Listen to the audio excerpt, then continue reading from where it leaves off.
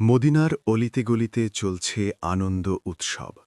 ঘরে ঘরে বইছে অনাবিল খুশির জোয়ার। বাচ্চাদের জন্য প্রস্তুত করা হচ্ছে নতুন নতুন জামাকাপড়।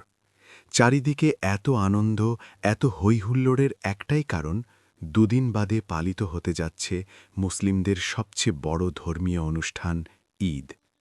মদিনার ঘরে ঘরে যখন ঈদের খুশি, তখন হজরত ওমর রাদিয়াল্লাহু তাআলা আনহুর ঘরে দেখা গেল বিষণ্ণতা।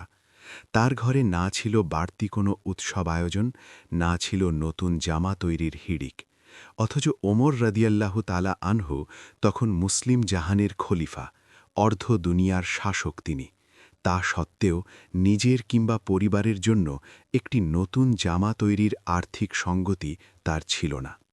এই যখন অবস্থা, তখন খলিফা ওমর রাদিয়াল্লাহু তাআলা আনহুর স্ত্রী উম্মে কুলসুম রাদিয়াল্লাহু তাআলা আনহা তাকে বললেন, আমাদের জন্য নতুন কাপড় না হলেও চলবে, কিন্তু ছোট্ট বাচ্চাটি নতুন কাপড়ের জন্য কান্না করছে, অন্তত তার জন্য একটি নতুন জামার ব্যবস্থা করুন। খলিফা নিজের অসহায়ত্ব প্রকাশ করে বললেন, তুমি জানো আমার নতুন কাপড় কেনার সামর্থ্য নেই। বাইতুল মাল থেকে যতটুকু ভাতা নেই তা দিয়ে কোনো রকম সংসার চলে।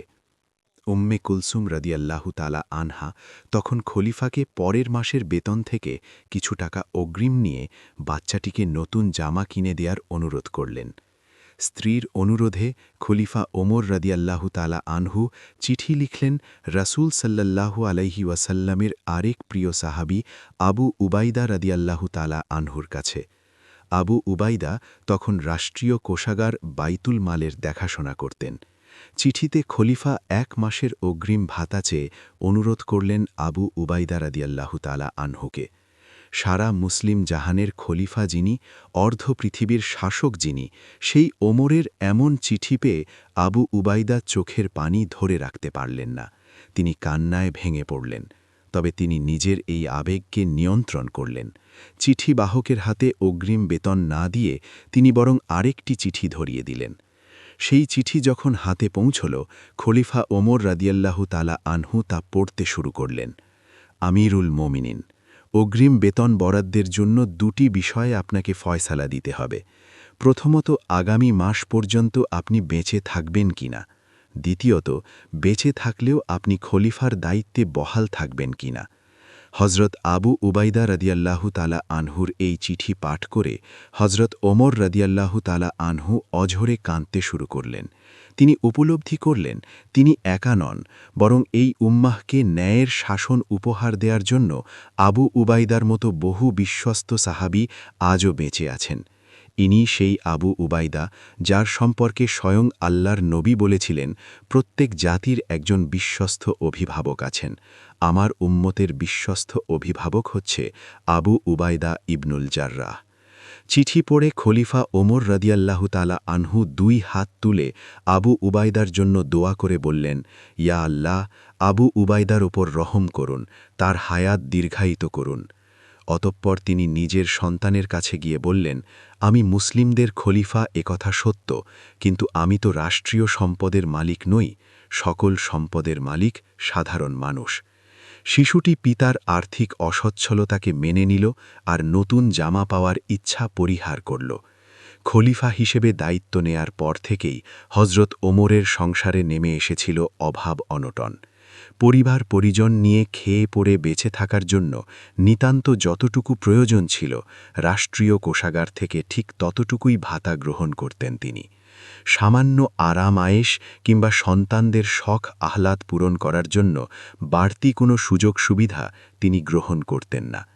একবার হজরত আলী রাদিয়াল্লাহু তাআলা আনহু, উসমান রাদিয়াল্লাহু তাআলা আনহু ও তালহা রাদিয়াল্লাহু তাআলা আনহু পরামর্শ করলেন যে খলিফার এই মাসোহারা যথেষ্ট নয়, তাকে বাইতুল মাল থেকে আরও কিছু অর্থ বাড়িয়ে দেয়া উচিত।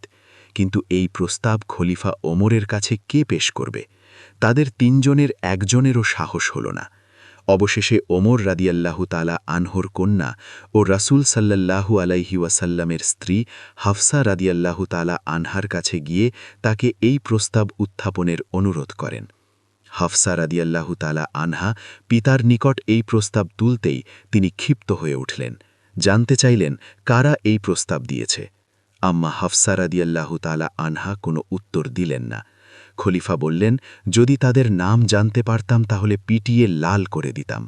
অতঃপর তিনি কন্যা হাফসাকে জিজ্ঞেস করলেন, তুমি তো রাসূল সাল্লাল্লাহু আলাইহি ওয়াসাল্লামের সহধর্মিণী ছিলে, তুমি জানো রাসূল কী ধরনের পোশাক পরতেন, কী ধরনের খাবার গ্রহণ করতেন, কী ধরনের বিছানায় তিনি ঘুমাতেন।